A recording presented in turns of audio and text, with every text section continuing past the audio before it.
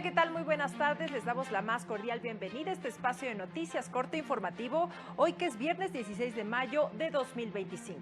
Soy Lorena Sánchez Cabrera y tendré el gusto de presentarle la información más destacada del Poder Judicial de la Federación, así como las noticias jurídicas y de derechos humanos más recientes, junto a mi compañera Eusiris Rostro, en la interpretación en lengua de señas mexicana. Hola, Eusiris. Y es así como iniciamos. Son inconstitucionales disposiciones que sancionan el delito de calumnia, pues inhiben el ejercicio del periodismo, estableció la Suprema Corte. Es inconstitucional exigir la CURP a migrantes en situación irregular para acceder a servicios de salud o educación. El derecho de infantes a recibir educación sexual no contraviene el derecho de los padres a educarlos conforme a sus creencias. Banco Nacional de Datos de Violencia contra las Mujeres permitirá diseñar políticas de prevención para erradicar la violencia en su contra. Iniciamos con las noticias. El derecho de acceso a la información, así como la libertad de expresión, son garantías tuteladas por la Suprema Corte de Justicia de la Nación que han permitido el ejercicio de la labor periodística en México. El Pleno de la Suprema Corte ha establecido diversos criterios que protegen la libertad de expresión, incluso invalidando disposiciones penales que tienen como fin inhibir el ejercicio de la profesión periodística. En la acción de inconstitucionalidad 113/2015, invalidó el artículo 355 del Código Penal de Nayarit, que sancionaba el delito de calumnia con prisión de 6 meses a 2 años o multa de 3 a 15 días de salario, norma que el Pleno estimó que tenía un impacto desproporcionado sobre el gremio periodístico. Precisó que, al criminalizar la divulgación de información que pudiera estar en otras fuentes periodísticas o simplemente difundir un hecho notorio, la medida tenía el propósito de inhibir la labor periodística, cuya función social es la de difundir información sobre temas de interés público, con el propósito de ponerla en la mesa del debate público. Además, estableció que la mencionada norma también afectaba el principio pro persona, ya que limitaba de manera excesiva el derecho de acceso a la información. Con información de José Luis Guerra García para el canal del Poder Judicial de la Federación. La primera sala estableció que el artículo 406, párrafo quinto del Código Nacional de Procedimientos Penales no es violatorio del artículo 23 constitucional, que establece que ningún juicio criminal debe tener más de 3 instancias y prohíbe que una persona sea juzgada 2 veces por el mismo delito. La sala precisó que la etapa de ejecución penal no es una instancia, pues únicamente se trata del cumplimiento de lo resuelto en el proceso punitivo. Esto es la vigilancia de la sanción como la pena privativa en relación con las condiciones en las que se compurgará y la reparación del daño, su cuantificación y liquidación. No implica un nuevo análisis de la litis principal o de su revisión a través de un medio de impugnación ordinario, sino de la realización de lo decidido sobre las sanciones penales. Se trata de una vía incidental, accesoria al proceso principal, mediante la que se acatan las determinaciones adoptadas al resolver el proceso penal y que, derivado de la dinámica o dificultad de las audiencias, se posterga para que se haga junto con la liquidación. Dicha disposición establece que cuando de las pruebas no se pueda calcular con certeza el monto de los daños o perjuicios o de las indemnizaciones, el Tribunal de Alzada podrá condenar genéricamente a su reparación y ordenar que se liquiden en ejecución de sentencia por vía incidental, siempre que se hayan demostrado. La segunda sala de la Corte estableció que el Estado no puede exigir a migrantes en situación irregular la presentación de la CURP para reconocer o prestar servicios derivados de un derecho, como lo es el acceso a la salud, a la educación o al trabajo, ya que tal exigencia implica una interferencia indebida en el goce y ejercicio de los derechos humanos, lo que es contrario a la Carta Magna. Además, establecer esta distinción entre personas con CURP y sin este documento no cuenta con sustento constitucional alguno. El anterior criterio lo estableció al resolver un amparo promovido por una persona migrante en situación irregular, quien impugnó los artículos 77 bis 1 y 77 bis 7, fracción tercera de la Ley General de Salud de San Luis Potosí, disposiciones que excluían a migrantes en situación irregular de gozar de los beneficios del sistema de protección social en salud. ya que dicho sistema solo podían afiliarse los mexicanos y quienes fueran residentes en el territorio nacional. La segunda sala invalidó dichas disposiciones porque el marco constitucional y convencional impiden la subordinación del ejercicio de cualquier derecho a contar con la CURP. Tales disposiciones, concluyó la sala, violan el principio de igualdad y no discriminación.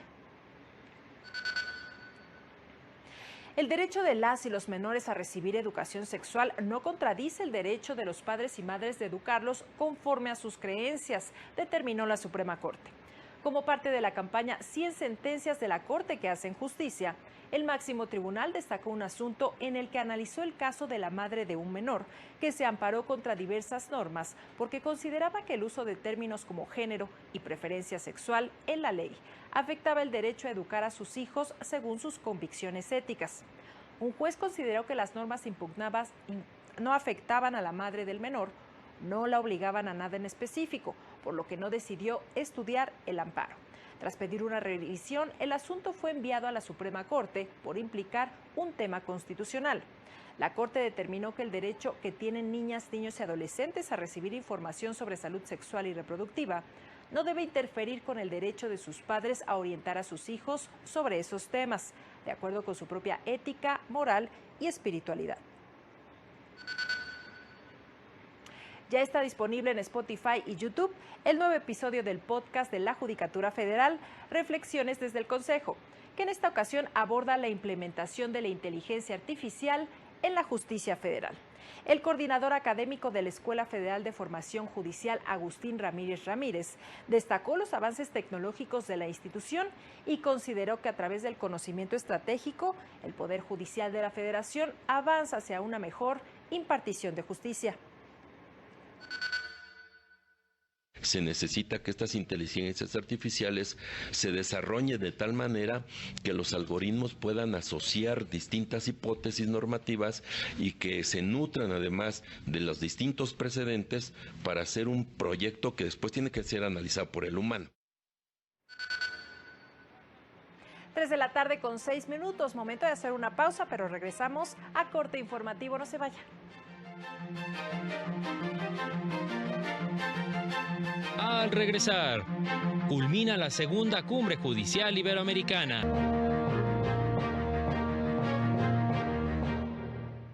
Gracias por continuar con nosotros en Corte Informativo. Al participar en la 22ª Cumbre Judicial Iberoamericana, la ministra presidenta de la Suprema Corte, Norma Lucía Piña Hernández, manifestó su confianza de que el Poder Judicial mexicano siga participando en la Cumbre Judicial Iberoamericana, a pesar del proceso de renovación que está enfrentando, al tiempo que celebró que la defensa de la independencia judicial siga siendo un tema primordial en este encuentro.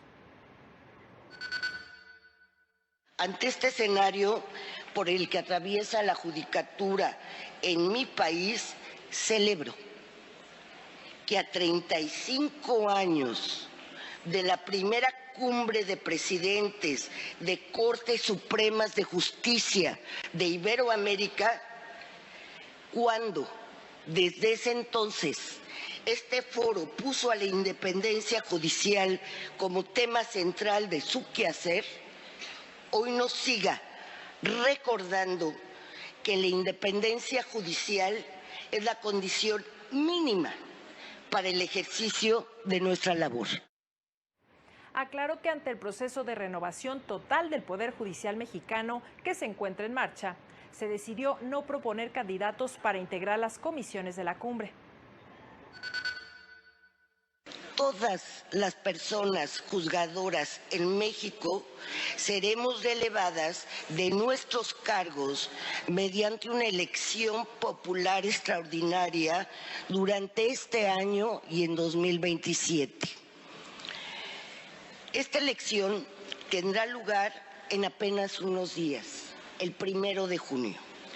Así, atendiendo a un criterio de responsabilidad institucional, tomamos la decisión de no presentar candidaturas ante un escenario que nos plantea un rediseño institucional y nos impide tener certeza sobre quiénes serán las nuevas personas juzgadoras que asumirán funciones en el máximo tribunal a partir de estos comicios. En este espacio, el director de la Real Academia Española, Santiago Muñoz Machado, ofreció una conferencia sobre el lenguaje claro y su impacto en una justicia más accesible, igualitaria, confiable y solidaria.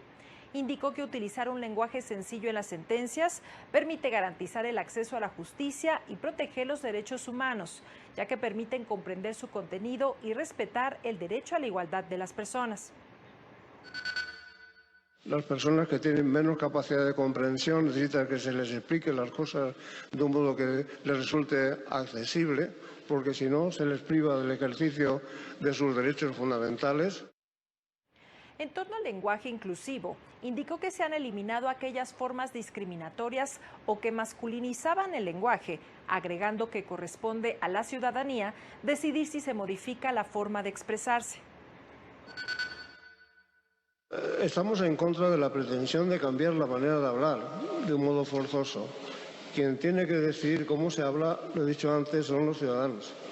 Si los ciudadanos adoptan una forma distinta de hablar, en la cual, por ejemplo, primen los desdoblamientos al referirse al sexo masculino y al femenino, se utilice preferentemente la fórmula persona, etc., la Real Academia no tiene nada que decir a eso.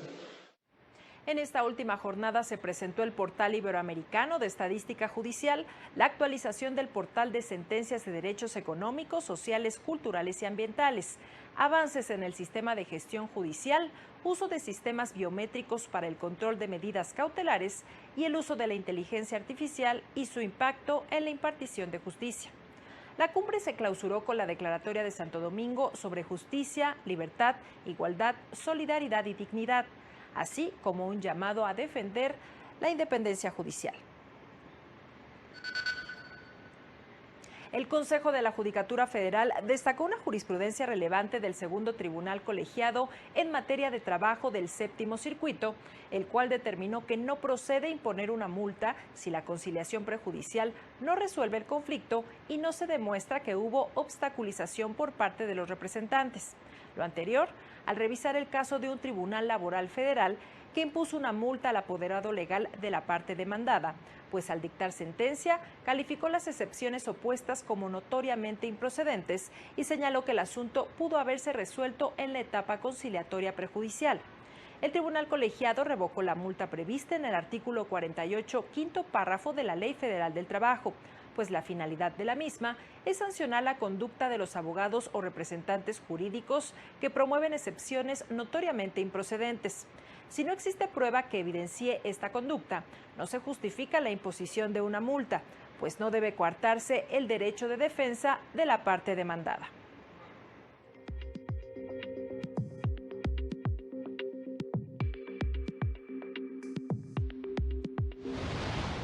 En la Casa de la Cultura Jurídica de la Suprema Corte en Puebla, se llevó a cabo el curso Mecanismos Alternativos de Solución de Controversias, a cargo del Centro de Justicia Alternativa del Poder Judicial del Estado, para promover el acceso a una justicia más ágil, cercana y pacífica. El Poder Judicial de Michoacán capacita a personal de la Comisión Estatal de Derechos Humanos en Derecho Civil, Penal y Justicia para Adolescentes, con el objetivo de identificar posibles violaciones a derechos humanos derivadas de conflictos legales, abusos de autoridad o prácticas empresariales injustas. Personal del Poder Judicial de Guerrero asiste a la capacitación en materia de transparencia y la ley de archivos para el correcto manejo de la información, lo que permitirá fortalecer la rendición de cuentas. El Poder Judicial de la Ciudad de México ofrece mediación en asuntos de carácter civil, mercantil y familiar a través del Centro de Justicia Alternativa para ayudar a solucionar los conflictos de manera ágil y efectiva. Los acuerdos alcanzados tienen efectos de cosa juzgada. Ahora es momento de lanzarnos hasta la sede alterna de la Suprema Corte con nuestro compañero Oscar González, quien dio seguimiento al seminario permanente sobre derecho a la seguridad social y cargas de cuidado. Muy buenas tardes, Oscar. Adelante con tu reporte. Así es, en el seminario permanente sobre derecho a la seguridad social, y cargas de cuidado con el tema de la regulación de actores privados en el contexto de actividades empresariales. Muchas gracias, muy buenas tardes para todos. Aquí la magistrada del Consejo de la Judicatura Federal, Ileana Moreno Ramírez, cuestionó quién representa los intereses de la colectividad en un juicio de amparo frente al derecho a la salud. Lo primero, indicó, es ver qué otros derechos están en juego en esta materia, como lo pudiera ser también el derecho al comercio libre.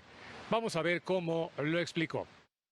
Hay que marcar la cancha, hay que determinar cuáles son los bienes y derechos que están en juego en un determinado caso. Tú, quejoso, me vienes a reclamar una violación al derecho a comercio, pero por otro lado está involucrado el derecho a la salud, que ese lo voy a analizar una vez que analice el asunto. Por su parte, el relator especial sobre los derechos económicos, sociales, culturales y ambientales de la Comisión Interamericana de Derechos Humanos, Javier Palumo Lantes, reveló que las enfermedades no transmisibles son hoy la principal causa de muerte en las Américas. Ello derivado del consumo de productos como los ultraprocesados, el tabaco y el alcohol. Veamos. Las cifras, la información imponen una obligación clara que implica considerar que proteger el derecho a la salud exige intervenir sobre factores de riesgos con políticas públicas firmes y especialmente con regulaciones eficaces sobre los actores privados que los impulsan, especialmente actores del ámbito empresarial. En el evento, Óscar Cabrera, del Centro de Salud y Derechos Humanos de O'Neill Institute for National and Global Health Law, responsabilizó a las industrias del aumento de enfermedades no transmisibles debido a sus nocivas prácticas corporativas. En tanto que Inti Barrientos Gutiérrez, del Instituto Nacional de Salud Pública, dijo que dentro de todo, bueno, pues hay una buena noticia y celebró que al menos en México la tendencia de obesidad ya no está creciendo y que se marca una baja en el consumo de calorías derivado de factores como las advertencias de los sellos en el etiquetado de los productos y a otros como el aumento de precios vía impuestos. El reporte que tenemos por ahora, muchas gracias y muy buenas tardes a todos. Muchas gracias, Óscar, por este reporte tan completo. Y seguimos con la información. La Sala Regional Guadalajara revocó una resolución del Tribunal Electoral de Sinaloa que confirmó la cancelación de la afiliación a Morena a una militante por diversas razones. Ordenó que se emita una nueva determinación, ya que no se tomó en cuenta lo señalado por el órgano interno del partido. Lo anterior al resultar esencialmente fundados los agravios en los que se expuso que el fallo estatal no había revisado adecuadamente la individualización realizada por el órgano de justicia partidista de Morena. La Sala Regional Ciudad de México confirmó la resolución del Tribunal Electoral de Tlaxcala que avaló la elección de la presidencia de una comunidad en San Pedro Xochiteotla, municipio de Chiautempan. Las personas inconformes señalaron que la elección no concluyó válidamente por la quema de material electoral y la falta de publicación formal de los resultados. Sin embargo, estos hechos ocurrieron después de la jornada electoral, por lo que no impidieron contar con un resultado certero. Quedó acreditado que la elección celebrada el 5 de enero se realizó conforme al sistema normativo interno de la comunidad y que, si bien se suscitaron actos como la quema de material electoral, lo cierto es que ello ocurrió con posterioridad al escrutinio y cómputo de los votos, por lo que no se impidió la identificación de los resultados.